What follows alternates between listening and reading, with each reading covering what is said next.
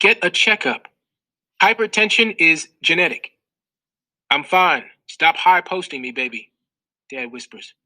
Don't play me, Charles. This isn't a basketball game. I don't need a doctor. I'm fine. Your father didn't need a doctor either. He was alive when he went into the hospital. So, now you're afraid of hospitals. Nobody's afraid. I'm fine. It's not that serious. Fainting is a joke, is it? I saw you, baby, and I got a little excited. Come kiss me. Don't do that. Baby, it's nothing. I just got a little dizzy. You love me? Like summer loves short nights. Get a checkup then. Only cure I need is you. I'm serious about this, Chuck. Only doctor I need is Dr. Crystal Bell. Now, come here. And then there is silence. So I put the pillow over my head, because when they stop talking, I know what that means. Ugh.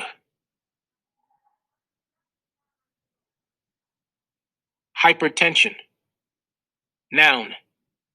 A disease otherwise known as high blood pressure. As in, mom doesn't want dad eating salt because too much of it increases the volume of blood, which can cause hypertension. As in, hypertension can affect all types of people, but you have a higher risk if someone in your family has had the disease. As in, I think my grandfather died of hypertension. To fall asleep, I count and recount the 37 strands of my past in the box beneath my bed.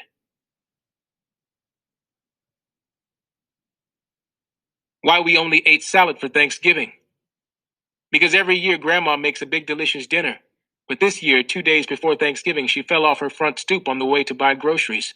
So Uncle Bob, my mom's younger brother, who smokes cigars and thinks he's a chef because he watches food TV, decided he would prepare a feast for the whole family, which consisted of macaroni with no cheese, concrete hard cornbread, and a greenish-looking ham, that prompted Mom to ask if he had any eggs to go along with it, which made Grandma laugh so hard she fell again, this time right out of her wheelchair.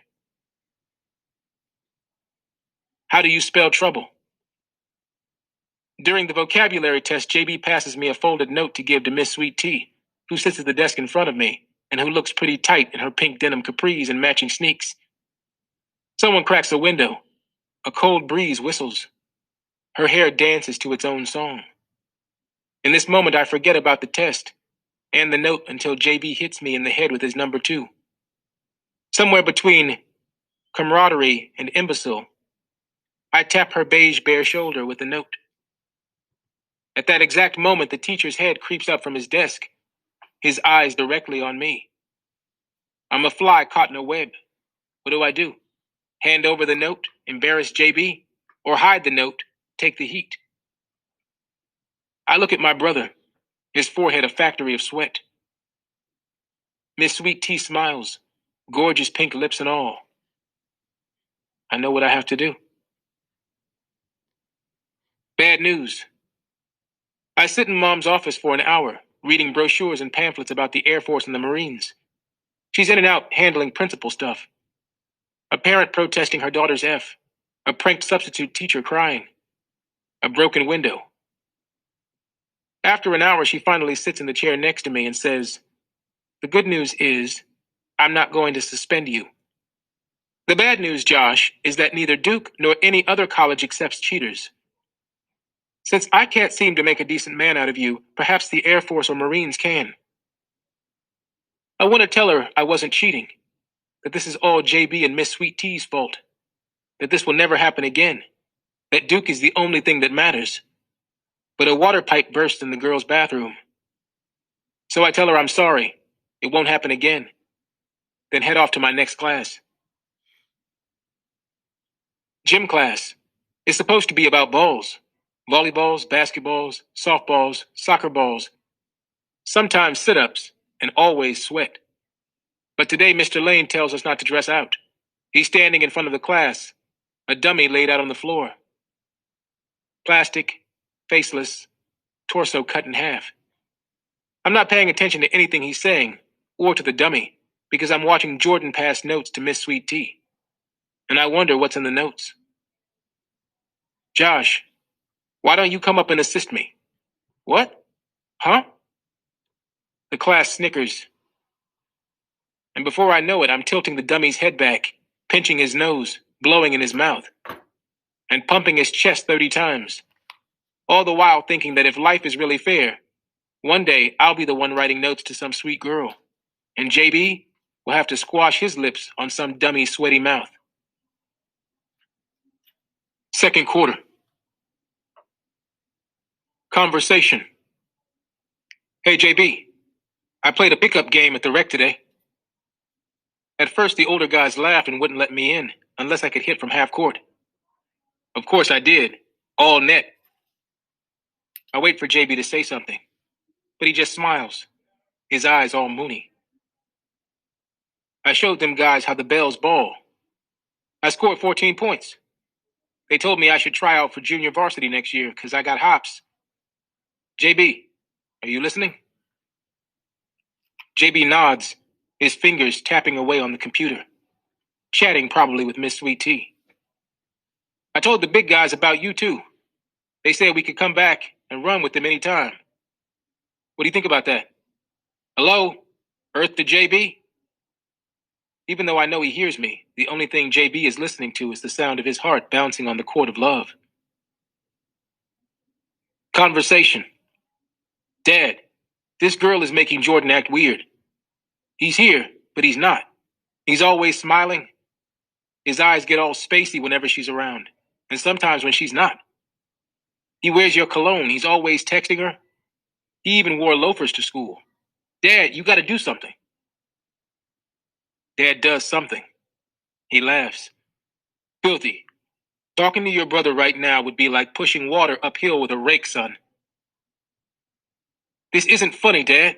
Say something to him, please. Filthy. If some girl done locked up JB, he's going to jail. Now let's go get some donuts. Basketball rule number 5. When you stop playing your game, you've already lost. Show off.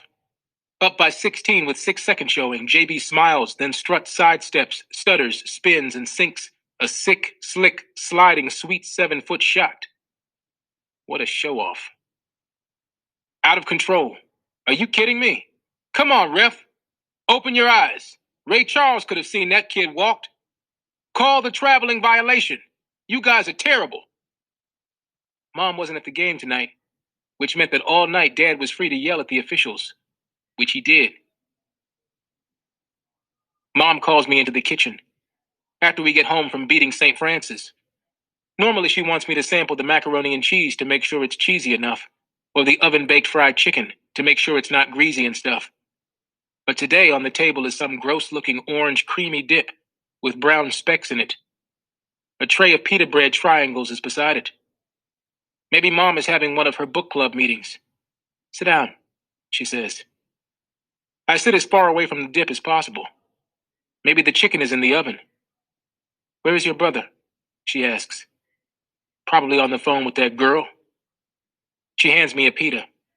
No thanks, I say, then stand up to leave, but she gives me a look that tells me she's not finished with me. Maybe the mac is in the oven. We've talked to you two about your grandfather, she says. He was a good man. I'm sorry you never got to meet him, Josh. Me too. He looked cool in his uniforms. That man was way past cool. Dad said he used to curse a lot and talk about the war. Mom's laugh is short. Then she's serious again. I know we told you Grandpop died after a fall, but the truth is he fell because he had a stroke.